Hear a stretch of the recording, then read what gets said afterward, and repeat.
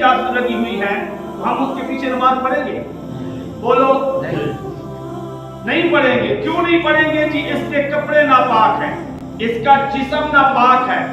जहां हमें ये फार्मूला नजर नहीं आएगा जी उन्हें अपनी पढ़नी आती, अपनी पढ़नी कबूल तो अल्लाह ने कर दी, चलो इधर पीछे पढ़ लो। जब जहरी इजाजत इमाम साहब को लगी हुई हो तो उसके पीछे नमाज नहीं होती, ना कोई पढ़ता है। इसी तरह अगर कोई रूहानी तौर पे इमाम नापाक है, मुशरिक है, कब्र परस्त है, उसका अकीदा सही नहीं है, सहाबा इकराम का गुस्ताख है, नबी पाक सल्लल्लाहु अलैहि वसल्लम का गुस्ताख है और वो शिर्क करता है, कब्र परस्ती करता है, तो उसके पीछे भी नमाज नहीं होगी।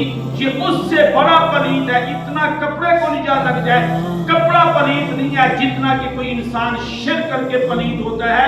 क्योंकि कुरान पाक में 10वें पारे में अल्लाह ने फरमाया इन्नमल मुशरिकूना नाजसून, के मुशरिक गंदगी है, निजात है, गंद है, पलीती है।